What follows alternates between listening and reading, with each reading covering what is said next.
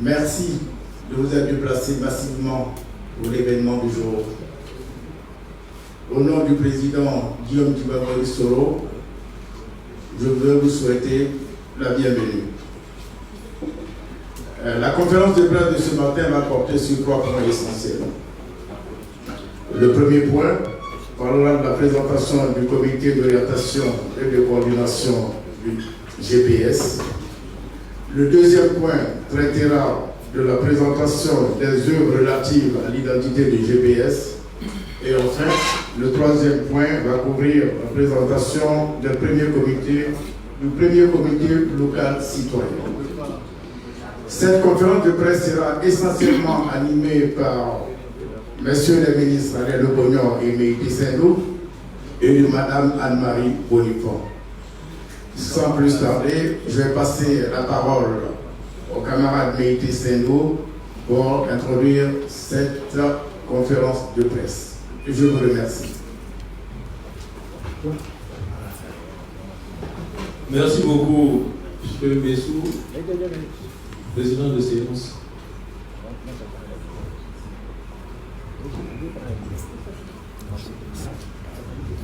C'est bon? Dépêchez.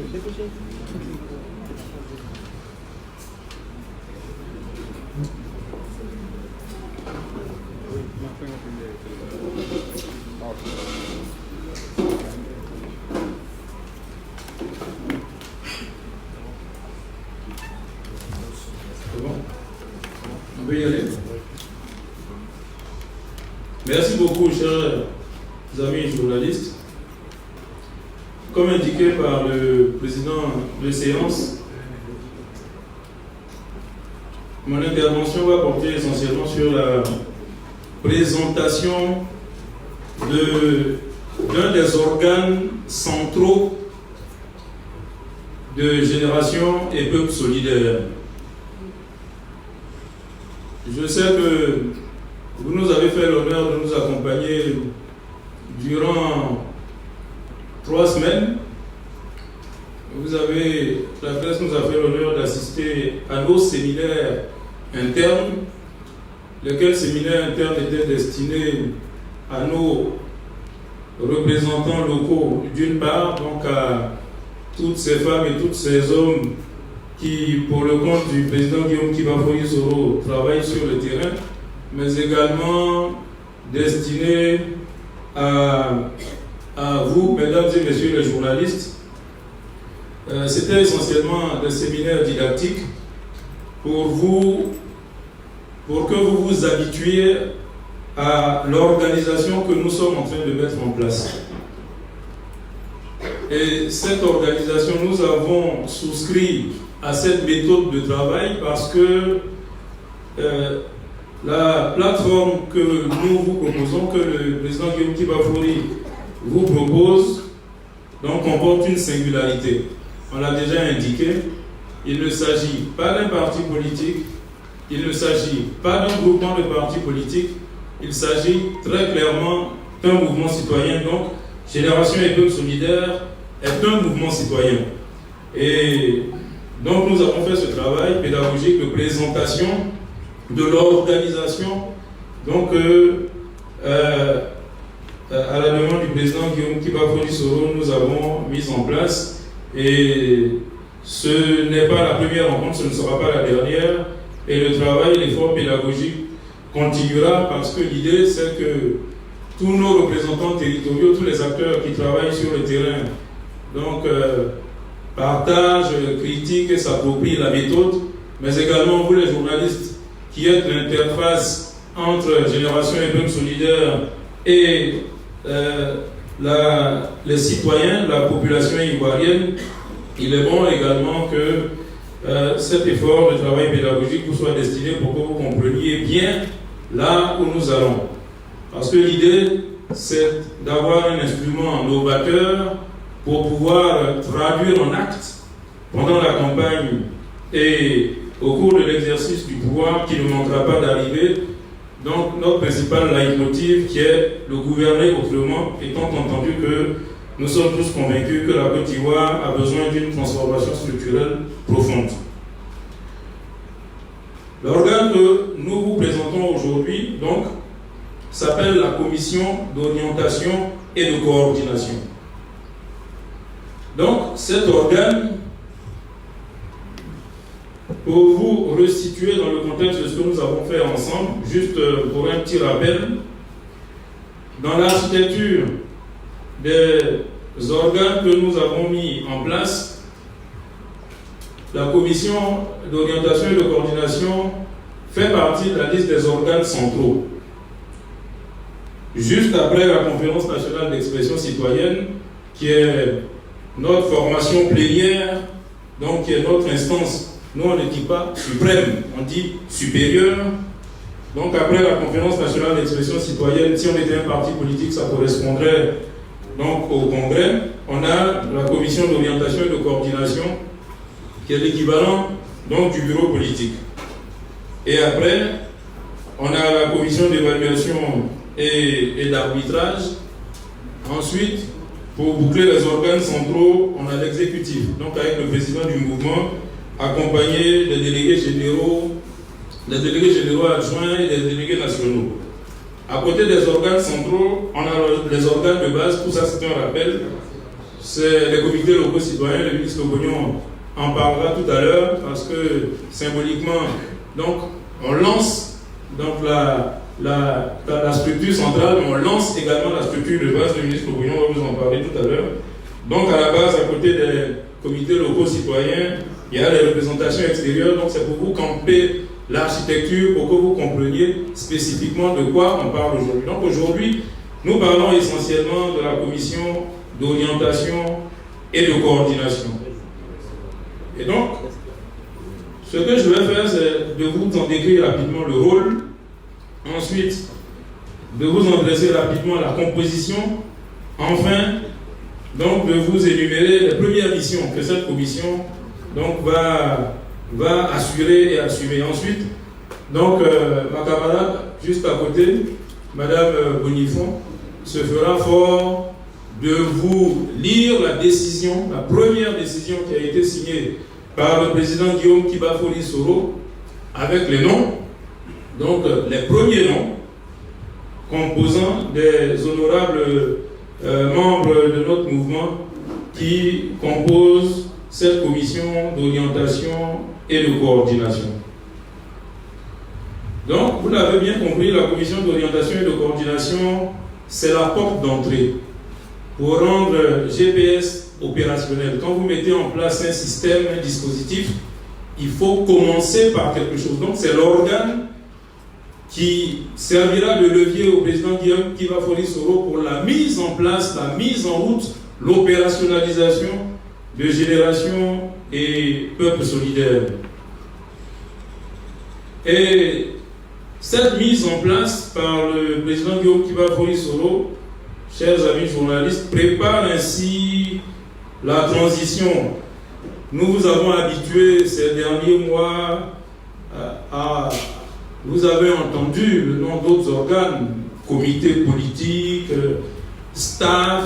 Certains, quand ils tendaient le micro à certains proches de Guillaume Soro, avaient du mal à nous nommer ou à établir notre lien fonctionnel, donc disaient conseiller de Guillaume Soro, proche de Guillaume Soro. Je sais que vous avez toutes les difficultés possibles. Mais maintenant, tout ça, c'est terminé. On fait partie d'une enveloppe. Donc, la clarification va se faire au fur et à mesure. Et chaque fois que vous aurez affaire à un d'entre nous, vous saurez exactement à qui vous avez affaire dans le système. Donc, la mise en place de la commission d'orientation et de coordination prépare ainsi la transition entre les différents organes, le comité politique et Génération et Peuple Solidaire. Mais elle prépare, cette mise en place prépare également la parcelle, le pont, donc, du programme de travail que Génération et Peuple Solidaire va établir avec les partis politiques, les mouvements politiques, les clubs et associations proches du président Guillaume Kibafori Soro qui travaillent sur le terrain. C'est vrai que certains d'entre vous, on le prend pas mal, ont parfois parlé de galaxies soroïstes, de nébuleuses soroïstes. C'est à tout cela, c'est dans tout cela que nous sommes en train de mettre de l'ordre. Et vous saurez, quand vous parlez au centre de GPS, vous le saurez. Quand vous parlez également à des organisations affiliées, des partis et mouvements affiliés à GPS, vous le saurez parce que les textes que le président Guillaume Kiba-Fori Soro nous a demandé de préparer clarifient totalement le paysage. Donc, quel est le rôle de la commission d'orientation et de coordination? Donc, c'est l'organe d'orientation et de décision entre deux conférences nationales d'expression citoyenne, donc entre deux congrès. Mais à la 15e réunion, je ne parlerai plus de ça parce que je supposerais que maintenant vous vous êtes habitués. Donc c'est l'organe d'orientation et de décision entre deux conférences nationales d'expression citoyenne. Et la commission d'orientation et de coordination que je vous présente ce jour a pour mission, a pour rôle d'élaborer les orientations stratégiques du mouvement. Donc c'est l'article 23 qui le dit.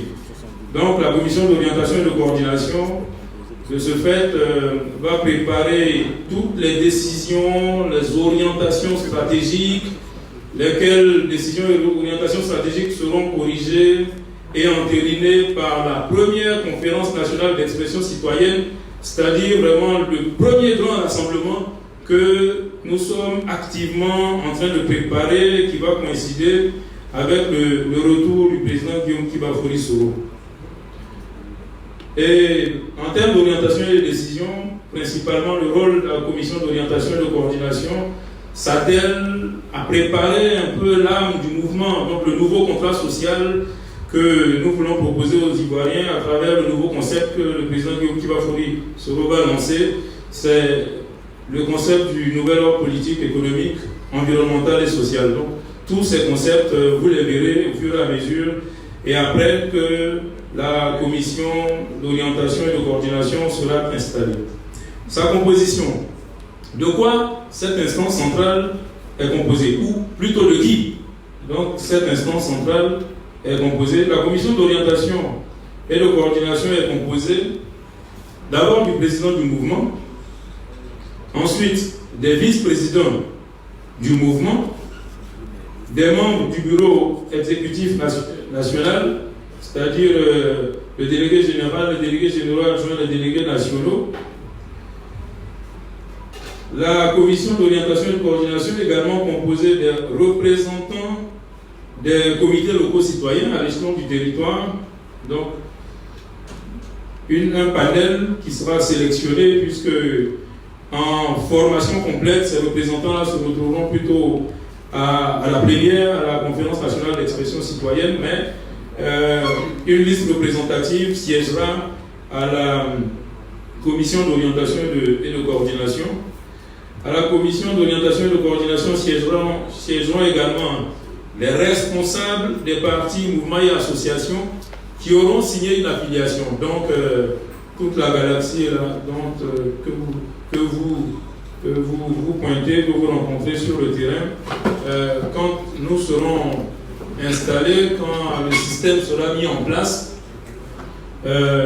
ces partis et mouvements signeront une affiliation avec GPS. Et donc, à ce titre, seront représentés à la commission d'orientation et de coordination.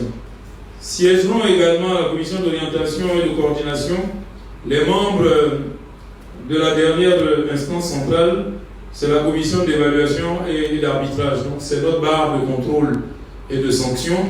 C'est cette commission d'évaluation et d'arbitrage qui a pour rôle de jouer la régulation à l'intérieur du mouvement. Donc d'appuyer le président du mouvement pour gérer les conflits d'interprétation de textes, pour gérer les conflits entre les mouvements, et donc pour arbitrer les différents litiges et préparer à la proposition du président du mouvement toutes les barres de sanctions. Donc voilà un peu la composition de la commission d'orientation et de coordination, et cette composition est fixée par l'article 22 des statuts notamment.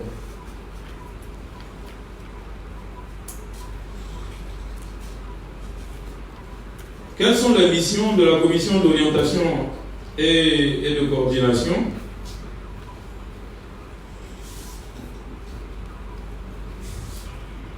Ces missions, les premières missions, ce sera d'accompagner le président du mouvement dans la mise en place des instances, notamment des instances centrales. Donc, le président du mouvement s'appuiera sur la commission d'orientation et de coordination pour mettre en place le bureau exécutif. Parce que dans nos textes, la liste des membres du bureau exécutif national doit être proposée par le président du mouvement à l'avis et à la décision de la commission d'orientation et de coordination. La commission d'orientation et de coordination a également pour première mission, comme je vous l'indiquais tout à l'heure, de préparer notre première grande plénière, donc de préparer la première conférence nationale d'expression citoyenne. C'est notre instance supérieure. Et au cours de cette plénière, les fondamentaux du mouvement seront assis, notamment les projets de texte fondateurs, les projets définitifs, les statuts, les règlements intérieurs feront l'objet de toilettage, d'amendements et d'approbation définitive. Mais c'est la commission d'orientation et de coordination qui est chargée de préparer ce travail d'organisation et ce travail scientifique. La commission d'orientation et d'organisation va également préparer la mise en place de la commission d'évaluation et d'arbitrage, donc notre instance de contrôle. Ensuite, sur l'implantation, le président du mouvement va s'appuyer sur la commission d'orientation et de coordination pour gérer d'abord les adhésions. L'adhésion à GPS, les textes le disent, est libre. Mais les conflits éventuels qui peuvent résulter de la gestion de l'adhésion nécessiteront que le président s'appuie sur la commission d'orientation et de coordination.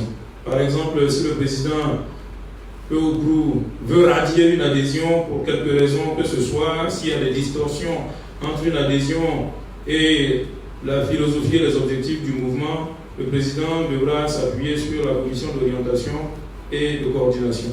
Le président du mouvement s'appuiera également sur la commission d'orientation et de coordination pour le processus d'accréditation des comités locaux citoyens. Au cours du séminaire dernier, nous vous avions déjà présenté notre méthodologie. Le président avait appuyé la proposition faite par le ministre Alain Logognon, donc de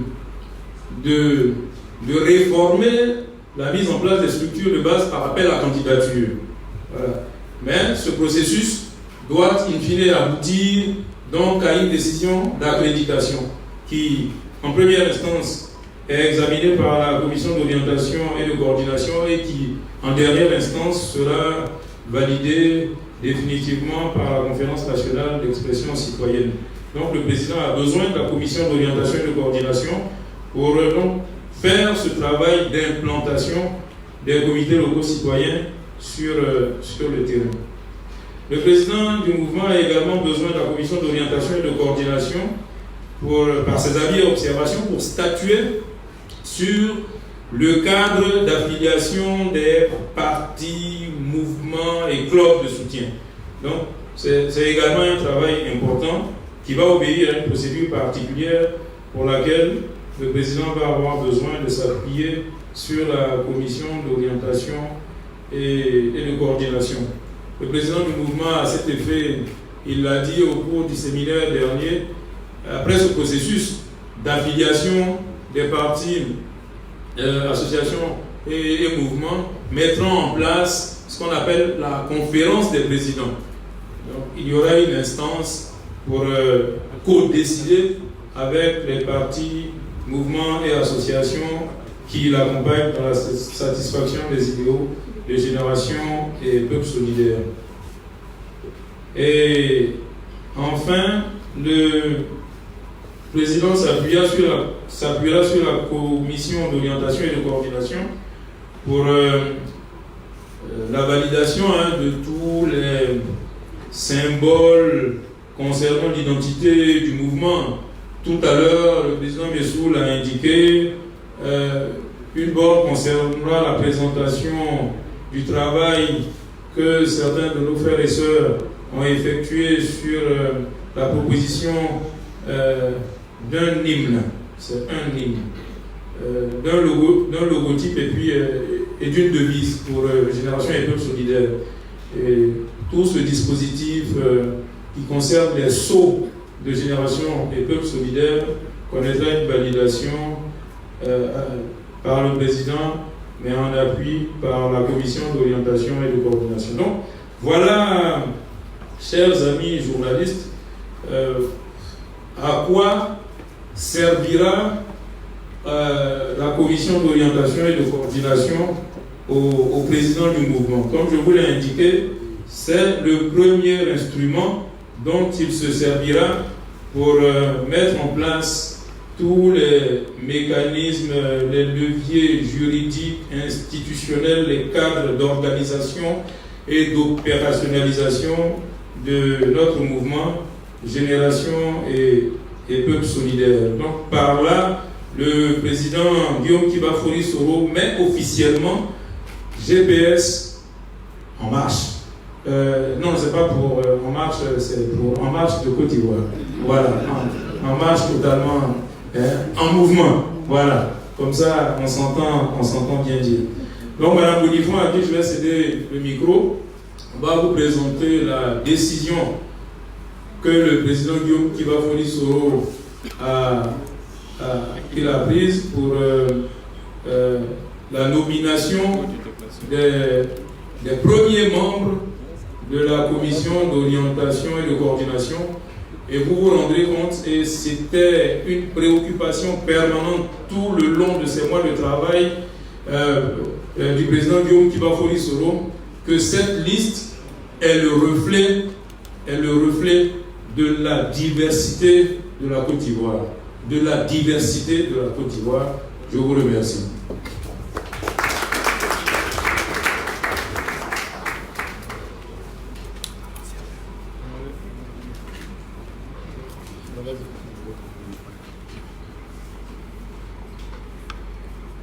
Génération et Peuple Solidaire, en abrégé GPS. Décision numéro 001/GPS/PDT portant nomination des membres du comité d'orientation et de coordination de GPS. Le président, vu la Constitution, vu la loi numéro 60-315 du 15 septembre 1960 relative aux associations, vu le procès verbal de l'Assemblée générale constitutive de Générations et Peuples Solidaires, en abrégé GPS, du 26 juillet 2019, vu le récépissé de déclaration numéro 1229/MADT/DGAT/DAG/SDVA du 16 septembre 2019, vu les statuts adoptés par l'Assemblée générale constitutive du 26 juillet 2019, décide, article 1, sont nommés membres du comité d'orientation et de coordination de Générations et Peuples Solidaires, en abrégé GPS, les personnes dont les noms sont mentionnés en annexe de la présente décision. Article 2. La présente décision qui prend effet à compter de sa date de signature sera communiquée et diffusée partout où besoin sera. Fait à Abidjan le 24 octobre 2019. Signé par le président Soro Kibafori Soro. Cette première liste est composée de 70 membres qui suivent.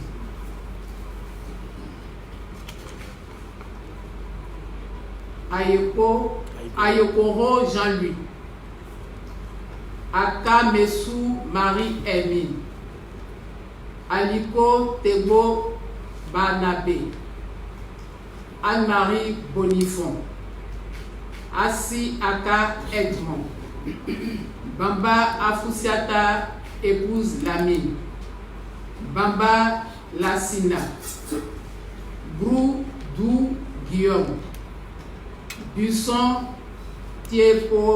Tiepoeo Suzanne, Koulibaly Fatoumata, épouse Ouattara, Koulibaly Yodan Yves, Koulibaly Zoumana, Dadjira Wala Sidoni, Dago Sylvain Léandre Kokora,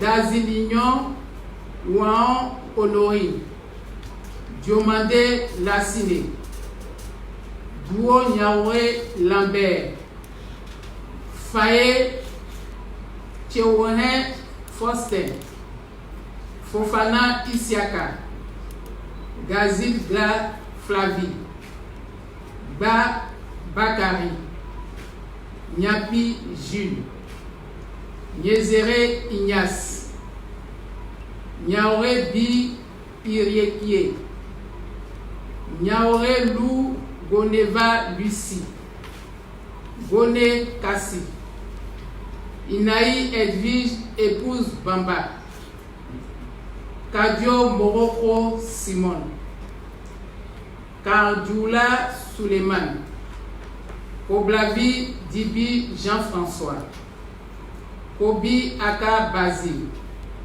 Kofi Daniel, Konatezie Aboubakar, Kone Bayo Mariam, Kone Kaotan, Kone Minata Epouzier, Kone Tena, Kwaku Betty Chris Evan, Kwaku Ngoran Roger, Kouon Clément, Kra Adama Ouattara, Lago Bayi Athanase, Lama Koulibaly, Lama Fofana, Lobognon Anim Alain, Lobognon Anima Alain, Meïté Sindou, Memel Berry Jean-Baptiste, Messou Ouablan, Indabian Girinon Virgile, Ignesan Kwame Arsène, Noma Oula Francine épouse Sapine, Ouattara Kibe Songi Issa, Philippe Ouamana, Plo Charles, Saré Niepo, Seri Kokou Laurent, Seri Marie Yolande, Cess Sokou Mohamed, Soro Kosomina, Soro Wanignon, Sila Geneba, Théa Florentine, Touré Aboubakar, Touré Madia Fatoumata, Tré Yolande, Vasaka Fofana, Yefe Assi Maxime, Yerit Mondan Brigitte, Yoku Yé et enfin Zo Athanase. Je vous remercie. Merci Anne-Marie. Avec la lecture des membres de cette structure, nous venons de couvrir le premier point et nous allons sans tarder passer au deuxième point, qui est donc la présentation des œuvres relatives à l'identité du GPS. Et pour ouvrir en fait ce chapitre, je vais d'abord passer la parole à Hermine Akamessou, parce que la personne chargée effectivement d'intervenir sur ce point est absente. Et donc, elle représente cette personne. Je vous remercie. Fiche technique du slogan de Génération et Peuple solidaire, en abrégé GPS. 1. L'œuvre. Peuple uni, peuple fort. 2. Commentaire. Mot utilisé, peuple. Ensemble de personnes vivant en société sur un même territoire et unies par les liens culturels des institutions politiques, le peuple ivoirien. Le peuple est, avec le territoire et l'organisation politique, l'un des 3 éléments constitutifs de l'État. Qualificatif uni qui provient du mot unité. Caractère de ce qui est un, unique. Caractère de ce qui est considéré comme formant un tout dont les diverses parties concourent à constituer un ensemble indivisible, unité du moi. Caractère de ce qui est commun à plusieurs, qui est identique pour plusieurs personnes, unité de pensée, unité de vue. Qualificatif fort qui provient du mot force.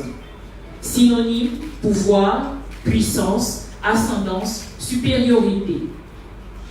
Lorsqu'un peuple décide de se mettre ensemble, rien ne peut les empêcher de réaliser leurs rêves. Et je cite, « Dans toutes les formes de gouvernement, c'est le peuple qui est le véritable législateur. » Citation d'Edmund Burke, Dublin, vers 1729 à 1797. Voyez l'exemple des fourmis qui, par leur union, font des choses extraordinaires. Mathématiquement, 1 plus 1 égale 2, ce qui donne tout son sens. La somme donne un nombre résultat supérieur. Aussi, l'union rend plus fort.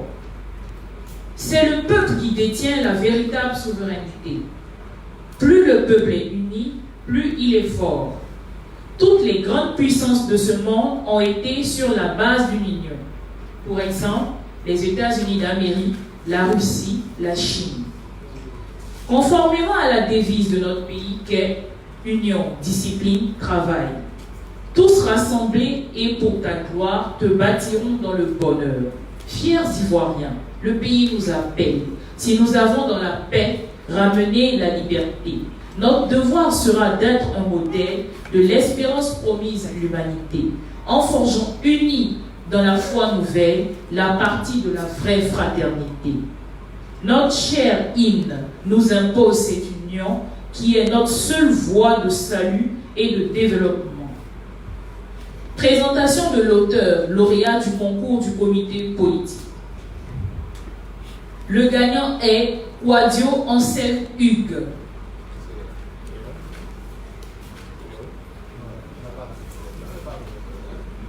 Kwadio Anselme Hugues est né le 2 novembre 1977. Comme profession, criminologue, manager projet, logisticien, designer éditorial, community manager, infographiste, maintenance informatique et web designer. Nous passons à présent à la fiche technique de la devise de Génération et Peuple solidaire GPS. 1. L'œuvre. Pardon, fraternité, renaissance. Commentaire de l'auteur. Le pardon est la condition même, le fondement nécessaire et suffisant à la réalisation d'une nation nouvelle. Car seul le pardon vrai construira une réconciliation nationale solide. La renaissance de la nation ivoirienne est l'enjeu. L'objectif n'est en effet pas de construire une autre nation, mais bien de faire reconnaître la nôtre de ses cendres en cultivant ce qu'elle a de beau et en tournant le dos à ce qu'elle a bien connu de laid. De ce pardon à cette renaissance, le pont est bien la fraternité, car il faut nécessairement que chaque fille et chaque fils de la nation ivoirienne soient impliqués dans ce processus sans discrimination aucune. Le lauréat du concours du comité politique, s'agissant de la devise, est Madame Zadi Marcel. Madame Zadi Marcel est née le 8 novembre 1989 et est choriste professionnelle. Je vous remercie.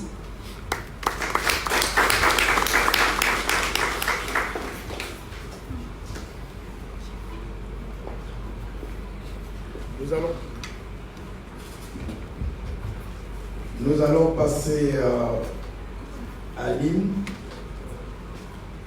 et les auteurs. C'est le groupe Joker, représenté par M. Alfo Ekra Mikael.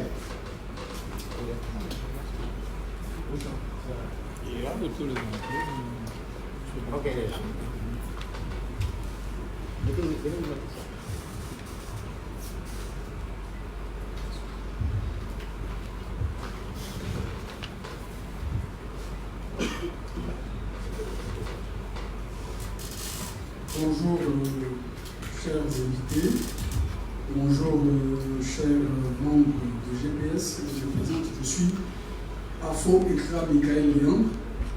Je représente un groupe du nom de Joker, qui est un petit groupe de communication.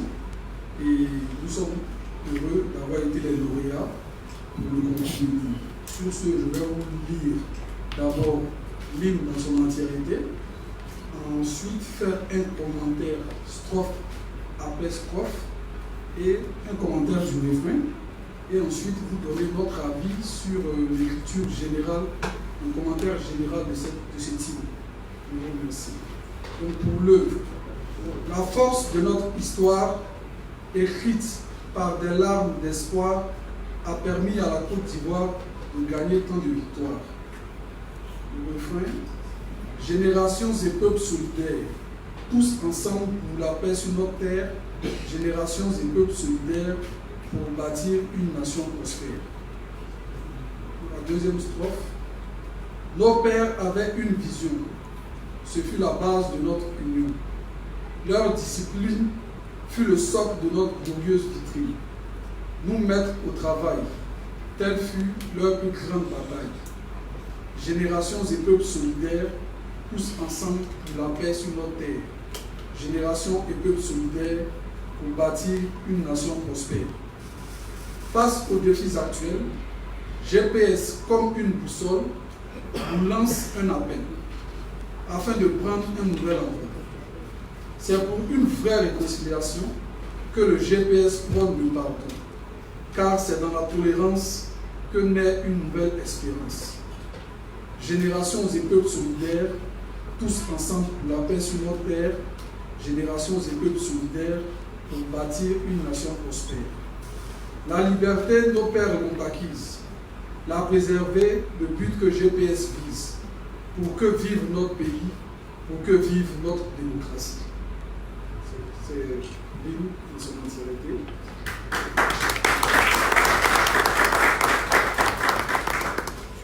Donc, je passe au commentaire détaillé. Pour la première strophe, il s'agissait d'exprimer la forte admiration des membres fondateurs de GPS vis-à-vis des sacrifices consentis par nos pères fondateurs en vue de la naissance de cet État-nation qu'est la Côte d'Ivoire. Il s'agit aussi de rappeler la victoire qu'ils ont remportée en permettant à notre peuple, le peuple ivoirien, d'accéder à l'indépendance. La deuxième strophe, elle met en relief les outils autour desquels s'articule la volonté des pères fondateurs. Leur volonté, c'est de léguer aux générations à venir une nation qui les rend fiers. Elle met aussi en relief le lien inaltérable qui doit exister entre les différentes générations qui se succèdent au sein de notre nation, en mettant en exergue des thèmes particuliers tels que leur et notre. La troisième strophe, celle-ci vient pour nous présenter le GPS et le rôle qu'entend jouer cet instrument politique dans la conjoncture actuelle afin de préparer pour le peuple ivoirien un avenir certain. La quatrième strophe, la dernière strophe, qui est la dernière, nous situe sur la source d'inspiration du GPS, qui n'est autre que le combat ô combien méritoire de nos aïeux, pères, aînés et devanciers. Elle explique aussi la volonté de GPS de protéger vaille que vaille cet héritage à nous léguer de la famille en vue de le léguer à notre tour aux générations futures. Le refrain. Il sonne comme un appel au rassemblement de toutes les forces vives de la nation en vue de se donner la main d'association pour la réalisation de cette grande vision. Laquelle vision? Celle d'être un modèle de l'espérance promise à l'humanité. Ça, c'était les commentaires détaillés. Pour le commentaire général de l'hymne, nous pouvons dire que l'hymne de GPS essaie de retracer notre histoire afin d'en faire un repère, un véritable point d'ancrage pour notre nation. N'est-ce pas là l'un des rôles du GPS, nous aider à nous situer dans l'espace et dans le temps? Aussi, cette hymne nous rappelle au besoin la destinée de notre peuple, destinée qui a été définie au lendemain de notre indépendance et qui apparaît de façon évidente dans les lignes de l'hymne national écrit par les pères fondateurs. Cette hymne présente GPS comme un outil. Cette hymne présente GPS comme un outil de repérage, mais aussi comme un instrument qui désire servir. Servir à cultiver, et ce, en tout temps et en toutes circonstances, les valeurs dont nous avons été ensemencés par nos pères et qui se retrouvent dans notre devise. Cette hymne rappelle enfin que pour que le lien, ce lien émotionnel et fraternel, ce lien générationnel, ce lien filial et ancestral, ce lien national soit inaltérable, il nous faut impérativement remettre au bout du jour cette grande vision, celle de nos pères, celle qui transcende toute ambition personnelle, celle qui exige de nous le meilleur, celle qui nous rend si fiers, celle qui nous donne l'instruction de bâtir au mieux notre nation. Je vous remercie.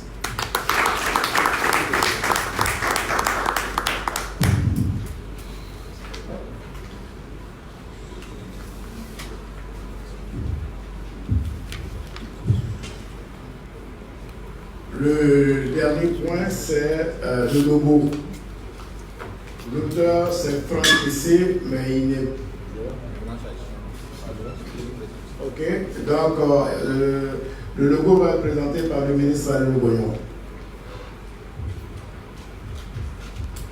Merci de nous mettre le logo sur l'écran. On le découvre tous ensemble. Voici à l'écran le logo choisi pour GPS. Ce logo qui a été proposé par M. Kwaku Porné Moné Franck Arthur, un jeune Ivoirien né le 18 août 1987 à Akoubé jeudi, c'est dans la sous-préfecture d'Aniama. Monsieur Kwaku est titulaire d'un BTS en informatique, il est développeur d'applications et d'une licence en réseau sécurité informatique.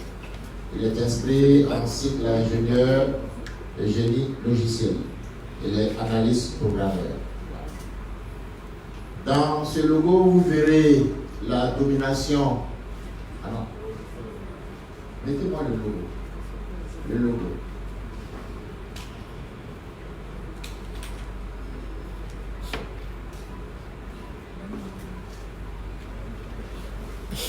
Dans ce logo, vous voyez dominer deux couleurs, trois couleurs, je dirais. Il y a le blanc, il y a l'orange et il y a le gris.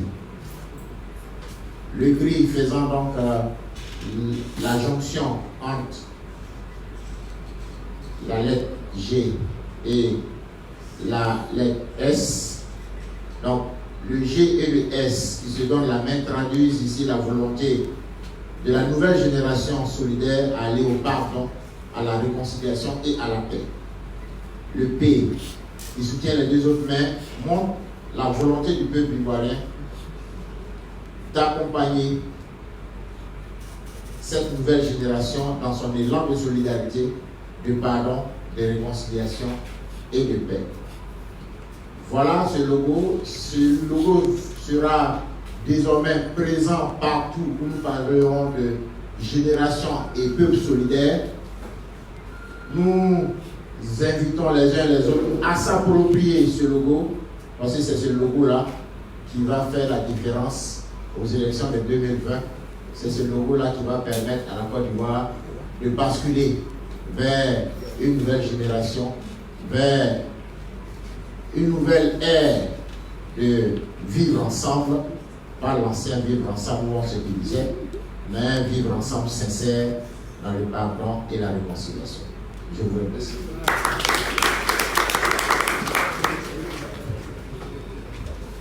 Alors,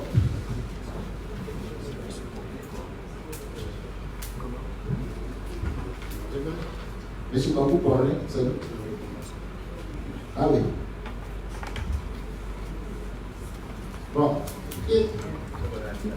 Il y a une grosse enveloppe ici pour M. Kwaku Cornet, monnaie franc Adu. Est-il là, M. Kwaku? Oui, venez. Il est là. En fait, pour nous, là, c'est la transparence à GPS.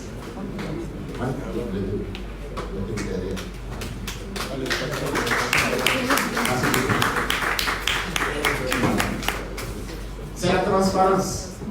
L'enveloppe est bien lourde. Non, non, venez derrière. Anne-Marie.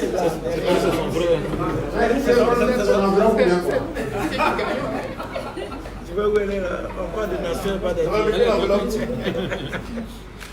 Voilà. Merci beaucoup. Merci beaucoup. Merci beaucoup. C'est la transparence. Il a reçu son enveloppe, mais on ne vous donne pas le contenu. Parce que si on vous donne le contenu, il y a des gens qui sont dehors, qui rient de le braquer. Voilà. On les connaît. Alors, avec la remise de cette somptueuse enveloppe, nous terminons le deuxième point. Et donc nous passons au troisième et dernier point. Et nous passons immédiatement la parole au ministre Alain Logognon. Merci. Monsieur le ministre.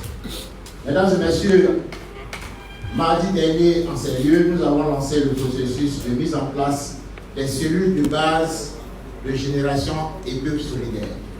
La cellule de base de génération et peuple solidaire est appelée Comité local citoyen.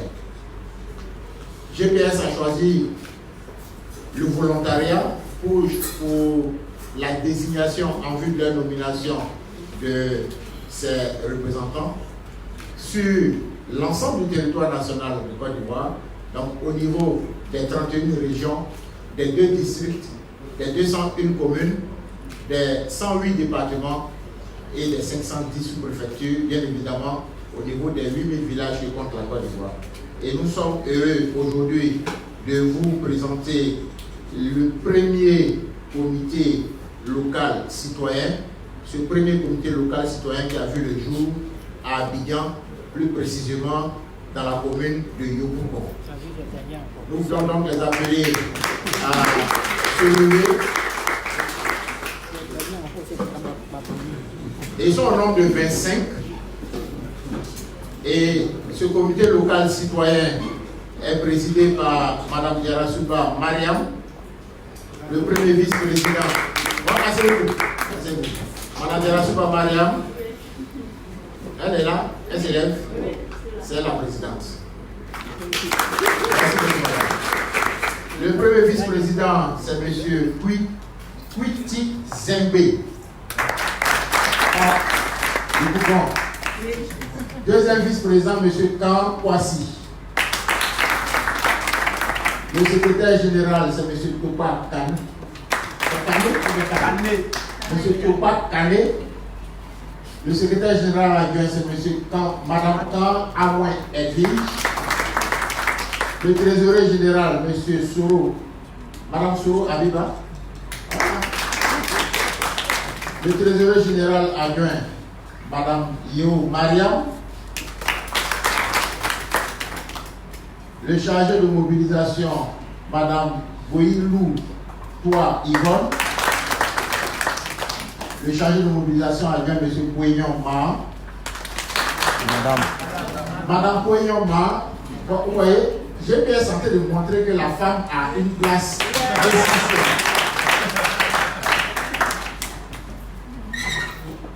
Le chargé à l'organisation, c'est une femme aussi. Madame Koumé Marthe, Madame Koumé Marthe, chargée à l'organisation adjointe. C'est une femme encore. Madame Kanté, Kane Mayati. Le chargé de logistique, M. Soro Fala. Madame. C'est Madame Soro. Bon, ça c'est un comité qui va être compensé. Son adjointe, c'est Mme Touré Fatou.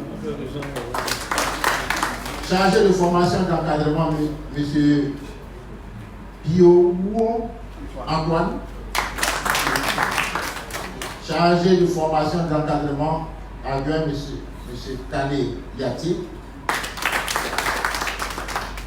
J'espère que c'est la raison maintenant. Chargé de sécurité. Bon, ils ont voulu mettre une femme, mais c'est un homme. Idriss Kassi Gérard. Mais il pensait qu'il est secondé par Mme Soro Salimata. Donc, c'est que c'est chaud là-bas.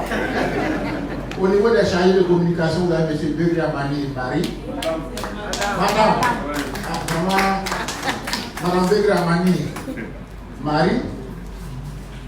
Chargée de communication adjoint. Madame Yeo Thierry-Nimé. Mais là, maintenant, je vois que pour les chargés des femmes, ils ont choisi un homme. Ah. Monsieur, Madame Assamoah Bessou, chargée des femmes. Yeo Thierry-Pounon. C'est une femme, adjointe. Chargée des jeunes, Kone Nana. C'est une femme encore. Et chargée des jeunes adjoints, Mme Soro Natogoma. Chargé des élections, M. Kofi Nzoué. Et son adjoint, Mme Yeo Fatoumata. Merci. Vous voyez donc que le premier comité local citoyen a été mis en place. Et ce comité local citoyen est chargé de tisser la toile d'araignée sur l'ensemble du territoire national. Tous les exemples seront pris sur votre comité. Sachez que GPS, c'est votre affaire. Mais vous avez pour mission principale d'aller recruter tous les militants du RHDP qui sont à Yopougon.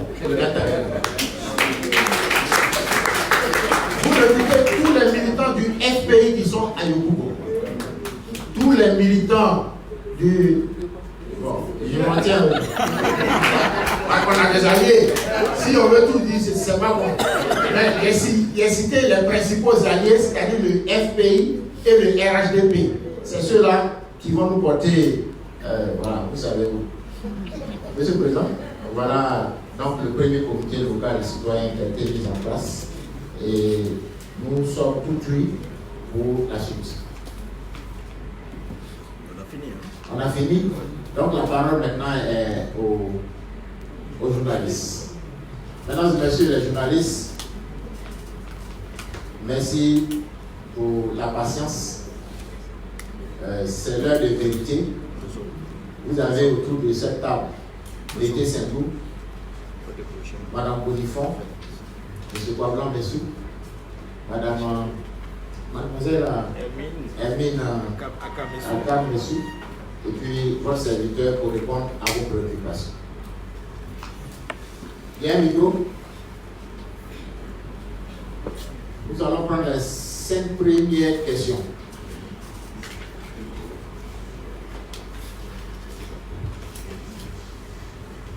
Présentez-vous et posez la question. Allô? Allez-y. Allez-y. Bien, je suis Marcel Desrigo, du journal Le Temps. Deux petites préoccupations. Alors, la première est que dans l'intervention de mon frère Mété Selou, il a parlé de transition. Et c'est à quoi certainement il veut faire allusion, mais dans mon entendement, la transition dont on parle ici est plus à autre chose que certainement ce qu'il veut faire savoir. Donc, je voudrais bien qu'il révèle un peu sur cette notion de transition qu'il veut opérer. Deuxième préoccupation, le ministre Alain Léognan, quant à lui, a dit que ce logo fera la différence aux élections de 2020.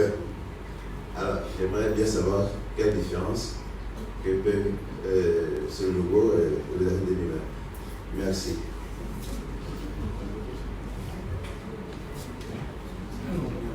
Question? Bonsoir, Monsieur le ministre. Je suis Mamadou Kane du journal Le Succès. Ma question va à l'endroit de Mété Sindou. Dans ses propos, il a dit que GPS était un mouvement. En aucun moment, il a parlé des partis. Et en même temps, tout à l'heure, on nous parlait d'hymne des logos. Bon, ça laisse un peu de tout dans ma tête. J'aimerais bien qu'on m'explique tout cela. On n'arrive pas à comprendre. Merci. Troisième question. Troisième intervenant. Oui, bonjour monsieur le ministre, bonjour monsieur le conférencier. Je suis Eugène Yoboué du groupe Opéra News. J'ai 3 petites préoccupations. La première, c'est au niveau des sceaux que vous avez dotés à GPS, c'est-à-dire un hymne, bon, le logo là c'est normal, un hymne, un slogan et une devise. Qu'est-ce que vous voulez montrer à travers ces sceaux? Quelle image vous voulez donner à GPS sur le plan national par rapport aux sceaux du pays qui existent déjà? La deuxième préoccupation, c'est le retour du président, excusez-moi de sortir un peu de la conférence, le retour du président qui a été annoncé pour le 9 novembre prochain. Vous confirmez cette date. Et ma troisième préoccupation, c'est tout à l'heure, avant de venir à la conférence, j'ai vu sur Internet que le président aurait reçu son passeport finalement. Pouvez-vous confirmer cette information? Je vous remercie.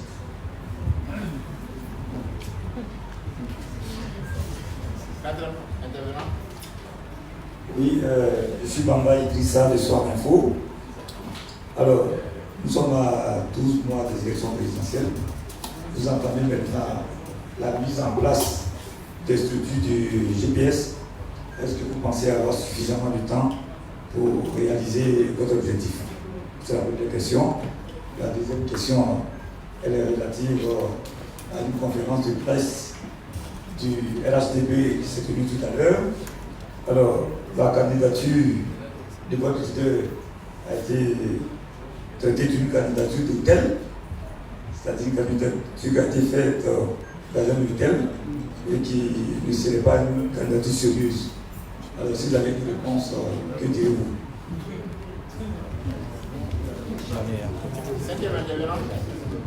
Je suis Patrick Salégué de Papa News.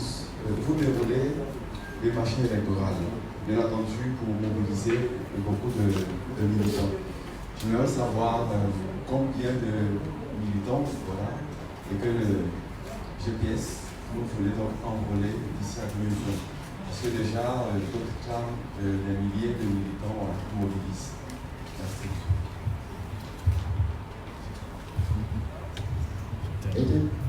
Merci.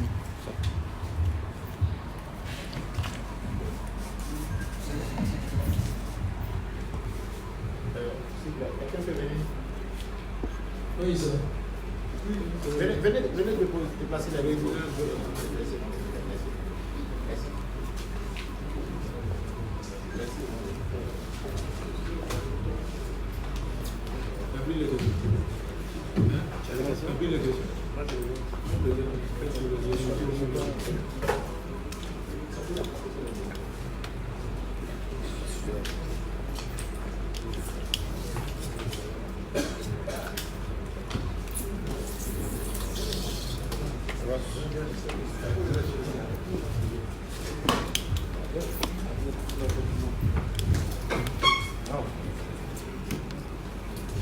Merci beaucoup. Alors, je vais essayer de répondre à certaines des questions. Le ministre Gouvernement va également suppléer pour répondre à d'autres questions. Et puis, bon, au fur et à mesure, peut-être, avec le président Dessou, on verra ce qu'on complète. Comme vous l'avez indiqué vous-même, nous, on a un objet précis. Cette conférence de presse, c'était pour vous venir vous présenter la mise en place de la commission d'orientation et de coordination et la mise en place du premier comité local citoyen. Et c'était également destiné à vous présenter l'hymne. Donc, après maintenant, les autres questions que vous posez en dehors feront l'objet d'un arbitrage individuel, vu que notre leader a abondamment, surabondamment, et je pense va encore le faire, puisqu'il a encore un ou deux rendez-vous avec la communauté ivoirienne en Europe, va revenir davantage avec beaucoup plus de précision sur certaines de vos préoccupations. Alors, transition. Bon, je croyais pourtant avoir été clair, même si ce mot a l'air d'effrayer tout le monde. Bon, pour dire clair, il ne s'agit pas pour nous d'avoir à l'esprit de remettre en cause ni le système institutionnel, ni les fondements de la République. Nous sommes profondément républicains. C'est pour cela que nous sommes d'ailleurs un mouvement citoyen, parce que nous avons fini avec le président Guillaume Kibafori Soro par faire le constat que les partis politiques ont tellement travaillé toutes ces années par compartimentement qu'ils ne se sont pas adressés à l'ensemble de la population dans une démarche qui est participative, dans une démarche qui est républicaine et dans une démarche d'asservissement des politiques publiques aux désidérata des citoyens, c'est-à-dire vraiment faire la politique pour le citoyen. Donc nous sommes dans une démarche qui est républicaine. C'est vrai qu'aujourd'hui nous sommes dans un contexte où nous avons des institutions qui sont totalement apeurées, frileuses et qui jaugent, écoutent, regardent toutes les déclarations, les textes qui sont produits, lisent sur les lignes, entre les lignes. Mais ça, c'est le propre d'un gouvernement qui a peur. Et c'est le propre d'un gouvernement qui n'est plus légitime, qui n'est plus en phase avec la population, qui a perdu la confiance des citoyens. Mais bon, les élections sont quand même dans 12 mois. Donc je leur demande de prendre leur courage à deux mains. Il faut qu'ils tiennent, même si c'est dur, même si la légitimité les essouffle, il faut tenir jusqu'aux élections. On va faire les élections, après ils pourront aller se reposer tranquillement. Donc la transition n'agresse pas les préoccupations. Cette transition est une transition interne. Nous sommes dans un cheminement totalement méthodologique. Le président Guillaume Kibafori Soro a pour habitude de faire les choses dans les formes, selon les textes que GPS s'est lui-même donné. Parce que le problème de la Côte d'Ivoire, c'est cela. C'est que le gouvernement lui-même est le premier à violer la Constitution, à violer les lois, à violer les règlements et parfois à violer certains décrets que le président lui-même a signés. Bon, si on ne revient pas aux fondamentaux de mettre en place des systèmes et des dispositifs qui respectent la loi et la règle, à partir de ce moment-là, tout le pays va à vouloir. Donc vous avez le sentiment que le pays est sans dessus-dessous, parce que précisément dans ce pays, tout se passe sans règle. On commence à vivre dans une anarchie. La Côte d'Ivoire commence à s'apparenter vraiment à une belle petite jungle. Et la conférence de presse que le directeur exécutif du RHDP a donnée aujourd'hui donne à voir cette image. Il a parlé quasiment comme un parti d'opposition, alors que moi je pensais que c'était un parti au pouvoir. Donc la transition auquel nous on fait référence, c'est une transition qui est interne à notre mouvement. Nous avons pris des textes, nous avons installé des dispositifs, notamment le comité politique qui a été installé par une décision du président. Après, quand on fait le voyage du comité politique à GPS, il faut respecter les textes, il faut respecter les formes. Et donc c'est de cette transition-là qu'il s'agit. Et la porte d'entrée de la mise en œuvre donc, de GPS, c'est l'installation de la commission d'orientation et de coordination qui est appuyée, là, le ministre Bognon vient de le dire, par nos honorables membres du premier comité local citoyen pour bien montrer que le travail a commencé. Donc, chers frères, qu'il n'y ait pas d'ambiguïté. Nous sommes des légalistes, des républicains, et nous attendons impatiemment qu'adviennent et que viennent les élections présidentielles prochaines. Sur l'hymne de logo, le ministre Bognon pourra compléter tout à l'heure. Ça fait référence à ce que nous étions en train de dire. Rien n'interdit à un mouvement citoyen d'avoir... c'est un hymne ou c'est un hymne? Le français est tellement difficile. Ah voilà. Répondez à cette question. Masculin ou féminin? Donc on s'est entendu. N'allez pas écrire que je ne sais pas parler français, comme vous le faites pour certains autres. Donc, rien n'interdit à un mouvement citoyen d'avoir un hymne, d'avoir une devise, et surtout, bon, vous l'avez convenu avec nous, d'avoir un logo. Mais l'objectif que nous visons, et si nous insistons sur cela, c'est pour vous traduire un seul principe. Il faut respecter les valeurs, les principes auxquels on s'astreint soi-même. Quand tu prends un texte pour toi-même, tu dois être le premier à le respecter. Quand le président de la République déclenche un référendum d'ampleur en 2016 et qu'il installe une constitution dont le titre premier fait référence aux droits et aux libertés, ce qu'on attend du président de la République, c'est de donner l'exemple du respect strict de la Constitution. Et c'est pas ce que nous voyons chaque jour. Parce que chaque jour, la Côte d'Ivoire devient une dictature. Donc, c'est pour cela que nous disons, nous à GPS, commençons par prendre de bonnes habitudes. Édictons des valeurs. Mettons en place une philosophie, une vision générale. Édictons des principes. Adossons à cela des textes. Rappelons-les nous-mêmes et respectons-les.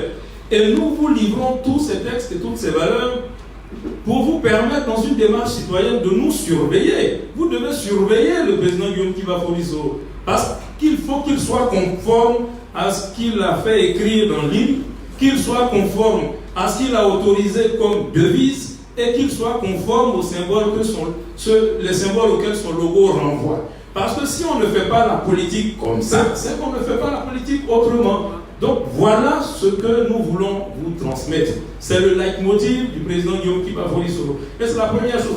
La première rigueur, la première discipline, ça commence par celle qu'il s'impose à lui-même, à valeur d'exemple. Parce que quand tu n'es pas un dirigeant exemplaire, après tu ne peux plus rien dire aux 25 millions et tout ça vraiment de concitoyens.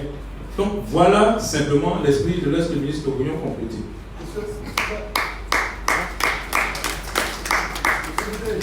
Non, vous avez, il y a des questions qui ont été Le droit d'interpellation n'existe pas. C'est le ministre Ogoyon qui parle. On peut dire les deux. Oui, c'est ça. C'est compris. On dit une hymne ou bien un hymne. Mais comme on a encore des voix, choisissons un hymne. Ok. Merci beaucoup. Je voudrais saluer la réponse de Mété pour dire que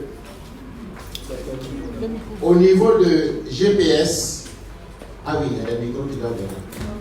La prochaine fois, ça ne sera pas comme ça. La prochaine fois, vous allez voir, on attendait d'abord l'arrivée de notre identité visuelle, c'est-à-dire notre logo.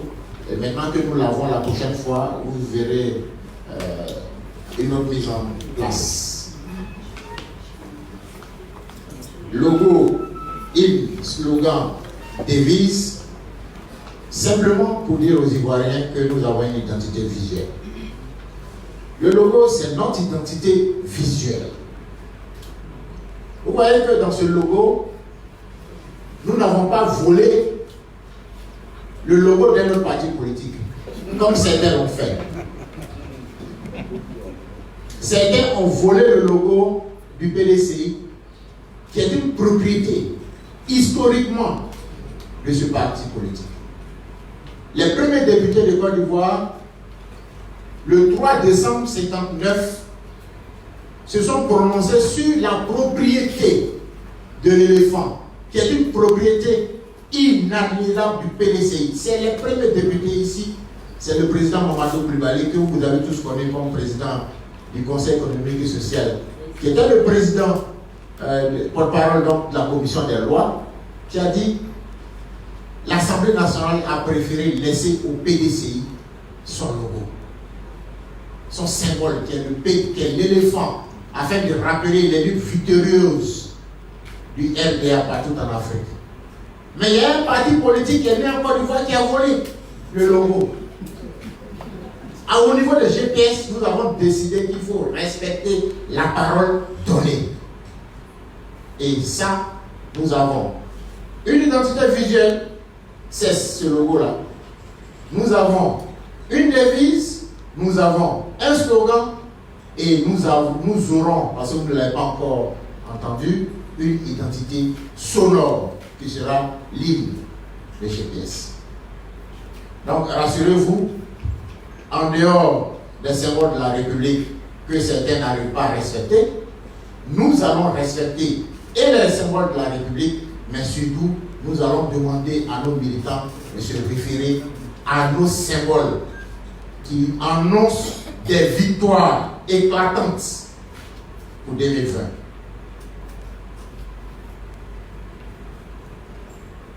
Monsieur Eugène Yogwe de OP News a demandé à quand le retour du président. C'est ça? Opéra News, oui, c'est ça, dit OP News. On dit OP News. C'est pas parce que à GPS nous sommes informés. Le président viendra. Moi-même, il m'avait dit qu'il venait. Bon, or vous m'avez dit le 9 novembre. Donc, attends, si le 9 novembre il est là, mais sinon il va venir. Il viendra, rassurez-vous. Vous avez parlé du passeport. Oui, je peux confirmer que les autorités nous ont approchés parce que le groupe parlementaire a demandé que M. Soro ait son passeport, que l'entreprise qui édite les passeports ordinaires lui remette son passeport. Et vous conviendrez avec moi que c'est son droit, parce que le passeport, c'est un document de voyage. Nous avons reçu donc la certitude que le passeport allait lui être donné. Donc c'est l'information que je peux vous donner. Les autorités nous ont confirmé qu'elles allaient lui remettre son passeport. Ce n'est pas négociable. M. Bamba Idrissa a dit que est-ce qu'en 12 mois on pourrait réaliser nos objectifs? Oui, en 12 mois nous allons réaliser nos objectifs. Rassurez-vous, en 12 mois nous allons réaliser nos objectifs. L'objectif, c'est qu'au soir du 31 octobre 2020, M. Soro Guillaume sera président de la République. Et la victoire de M. Soro va permettre de rompre avec certaines habitudes. Il y aura une rupture. Parce que nous nous engageons pour faire respecter la première passation de charge entre le président sortant et le président nouvellement élu. M. Bamba, vous avez parlé de M. Big Togo. M. Big Togo, c'est lui qui fait les passeports. C'est lui qui estime qu'il ne faut pas remettre à un Ivoirien son passeport. Il a reçu injonction des autorités de remettre le passeport à M. Soro. M. Big Togo qualifie la candidature de notre président de candidature d'hôtel. Mais nous voudrions rappeler à M. Big Togo que le président de la République en cours a été déclaré élu dans un hôtel. Le président de la République, qu'il sait aveuglement, a prêté serment dans un hôtel.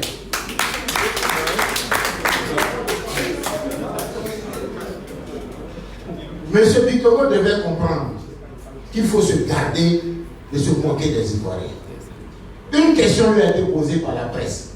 A-t-il répondu à la question? La question, c'était son avis sur un avis émis par le président de GPS, à savoir la nouvelle expression croissance appauvrissante. A-t-il répondu à la question? M. Big Togo devait savoir que le gouvernement, qu'il sait aveuglement, a annoncé le 9 octobre dernier des cas de malnutrition au nord. Et ces cas de malnutrition ont été recensés dans 3 départements du nord. Il s'agit du département de Diara, le département de Kong et le département de Kouto. La malnutrition en 2019. Vous savez ce que c'est? C'est le signe d'une croissance appauvrissante dans un pays où on produit du coton, de l'anacarde, et justement ce sont les producteurs qui sont victimes de malnutrition. M. Victor devait se poser cette question et interpeller le gouvernement sur cette croissance appauvrissante. Le jeu de mots, les hôtels, c'est dans un hôtel qu'il a tenu sa conférence. Notez ça et fermons la parenthèse. Fermons la parenthèse et ouvrons-la en lui rappelant que la croissance appauvrissante, ce sont ces parents d'élèves qui, à ce jour, n'ont pas encore scolarisé leurs enfants, faute d'argent. C'est ça, la croissance appauvrissante. Et ce sont ces Ivoiriens-là qui nous envoient, qui nous disent, organisez-vous, nous allons soutenir votre candidat. Et notre candidat, c'est M. Soro qui va faire. M. Victor Hugo a été quand même conseiller de M. Soro. Il a oublié. Mais les Ivoiriens, dans leur majorité, ne l'ont pas oublié. Et nous lui donnons rendez-vous pour qu'il mette fin à la monopolisation des antennes de la RTI, afin que les Ivoiriens apprécient qui est au service de la Côte d'Ivoire. Voilà ce que je peux vous dire, mais on me fait observer que j'ai mal fait de dire que c'est Combe, mais que Combe c'est chez le président de la République. Couteau, c'est chez M. Bruno Koné, où il y a la malnutrition. Donc, que M. Victor Hugo aille répondre à la présidence pour dire, on dit qu'il y a malnutrition à Combe et que c'est la conséquence de la croissance appauvrissante. Il y a la malnutrition à Couteau chez M. Bruno Koné, c'est la conséquence de la croissance appauvrissante. Merci beaucoup.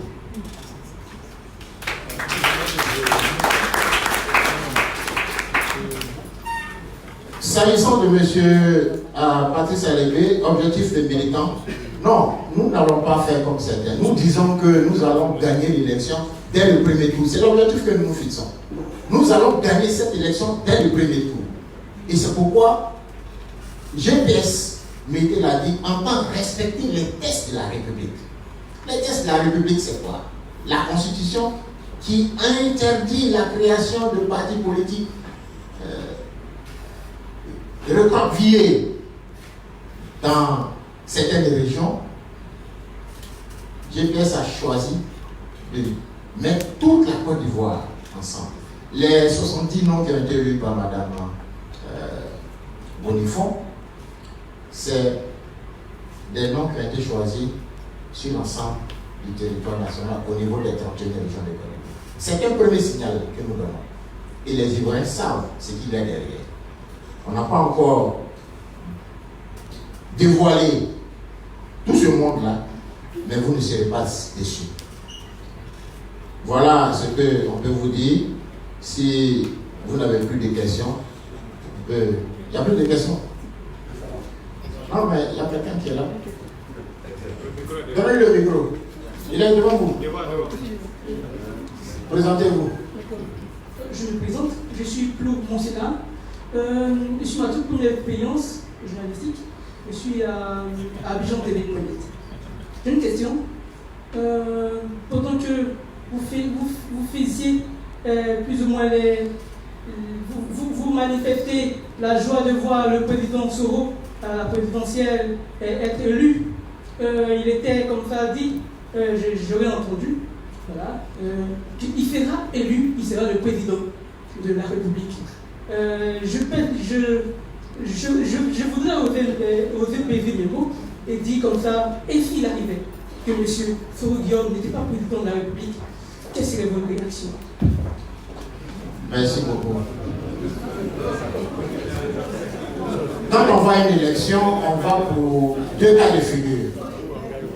Premier cas de figure, on gagne et M. Soro gagnera.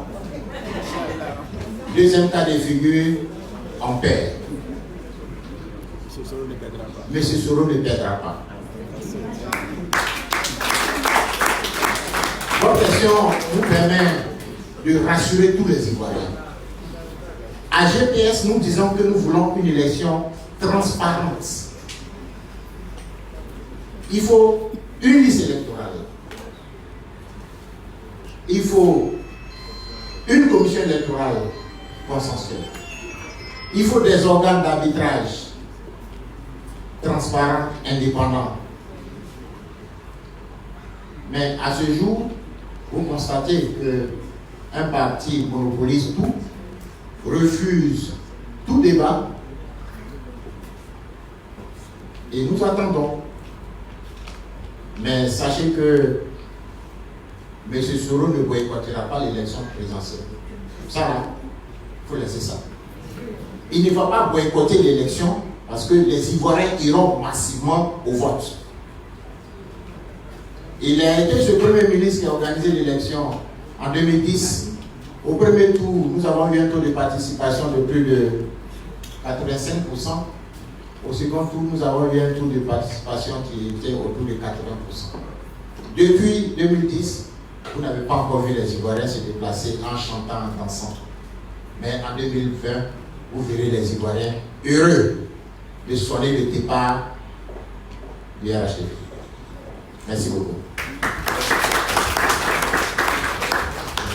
Il n'y a plus de questions.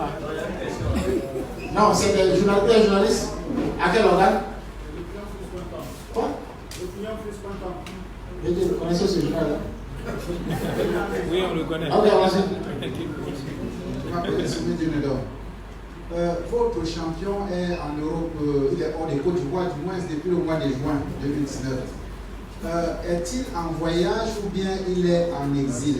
Ça, c'est ma première question. La deuxième, c'est que des sources disent que votre champion se bat pour rien et qu'à la dernière minute, un délit pourrait lui être collé, soit pour l'écarter de la course, soit pour le mettre au violon, tout simplement.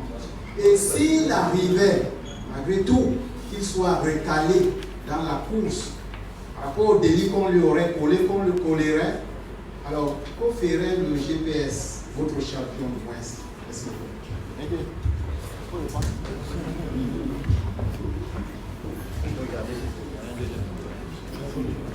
Merci beaucoup. Merci beaucoup.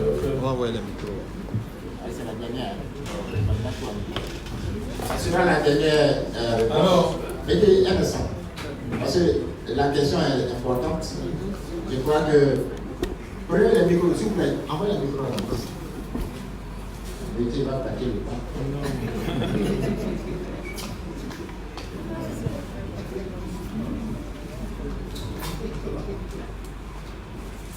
C'est bon? Ça va? C'est bon? Oui, ça va. Alors, exil ou voyage politique?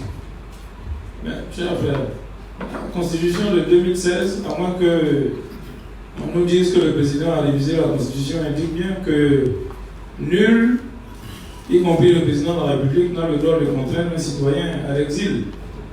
Voilà. Et cette Constitution, par certains aspects, même si par d'autres aspects, nous sommes restés très réservés, cette Constitution est encore en vigueur. Mais le président Guillaume Soro, qui va fournir ce rôle, l'a dit lui-même, il rentrera. Il rentrera. Il va rentrer très bientôt. Et je pense que vous devez savoir que ce n'est pas la première fois que nous, aux côtés de lui, sommes confrontés à ce genre de rumeurs. Chaque fois, remarquez-le bien que le président Guillaume Kibafori Soro a été à l'extérieur pendant un temps long. Il a suscité l'émoi, l'effroi et la peur au sein du régime. Et il nous est advenu que ces absences longues suscitent au sommet de l'État toujours beaucoup d'inquiétudes et de questionnements. Mais aussi long qu'il soit resté à l'extérieur, il est toujours rentré. La dernière fois, je crois que nous étions en 2018, la crise entre nous et le régime commençait à poindre déjà à l'horizon. Il était resté, je crois, environ 6 ou 8 semaines à l'extérieur et on avait gagé qu'il ne rentrerait pas ou que dès que l'entrée, il serait cueilli à l'aéroport. Mais vous nous avez vus tous ici, autant que nous sommes en formation complète avec tous ces partisans à l'aéroport, à Port-Boué, de la place Akwaba jusqu'au grand portail du pavillon d'honneur. Nous sommes allés le recevoir. Il a tenu une conférence de presse. Il a dit ce qu'il avait à dire dans l'enceinte de l'aéroport et il est rentré chez lui. Il rentrera. Le président Guillaume Kibafori Soro, et vous pouvez le noter. Et je crois qu'il fait partie des rares hommes politiques dans ce pays qui n'est jamais allé en exil. Il n'est jamais allé en exil. Même au plus fort de la crise de 2002, quand il revendiquait la rébellion de 2002, il était ici, dans le nez du régime du président Laurent Gbagbo. C'est ici, à Abidjan, qu'il a annoncé qu'il revendiquait l'action militaire qui avait été conduite en 2002. Nous ne sommes jamais allés en exil parce que ce pays est le nôtre.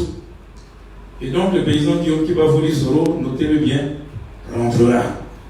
Et nul ne l'empêchera de rentrer chez lui. La deuxième chose, c'est d'écarter. Chers amis journalistes, est-ce que vous-même qui avez suivi l'actualité politique depuis 1993, depuis les premières lois iniques, depuis les lois électorales apprêtées, fabriquées pour qualifier et disqualifier les uns et les autres, depuis les constitutions écrites entre 1998 et 2000 pour écarter des candidats.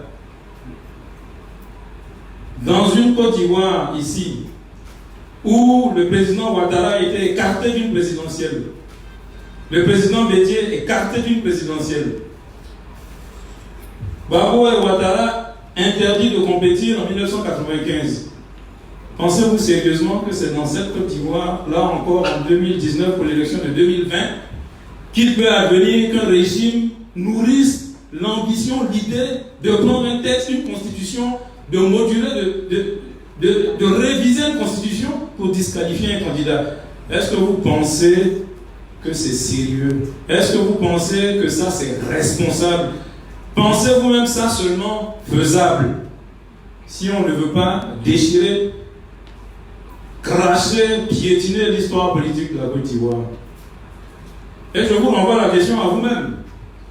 Pour avoir été celui qui a subi les lois iniques, que la loi soit contre toi, l'administration soit contre toi, l'armée, parfois, dans certaines de ses factions, est instrumentalisée contre toi. Ça a été le cas de M. Ouattara quasiment pendant 20 ans. Vous pensez que c'est sous le régime Ouattara qu'il peut advenir qu'on instrumentalise encore la loi, l'armée et l'administration pour disqualifier les candidats à l'élection présidentielle? Moi, je vous renvoie la question. Est-ce que vous pensez cela possible pour l'histoire que nous avons connue? Nous attendons. Nous entendons aussi beaucoup de choses se dire. Mais à titre personnel, certains d'entre vous, je pense, me connaissent. Vous savez que j'ai dirigé un média qui a défendu bec et ongle et accompagné dans les moments de braise l'accession du président Ouattara au pouvoir. Et vous savez, quand vous me regardez, que nous avons traversé des périodes politiques difficiles. Et en regardant Alain ici présent et d'autres parmi nos compagnons, vous savez que nous avons fait front chaque fois que la dictature a été très forte. Et je pense que le président Ouattara et son régime ne se méprennent pas sur notre détermination, parce que ce pays nous appartient au premier chef.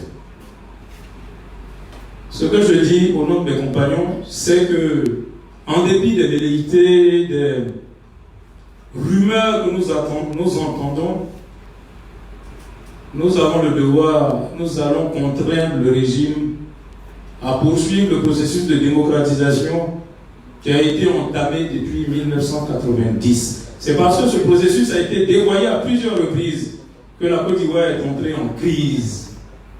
Si on avait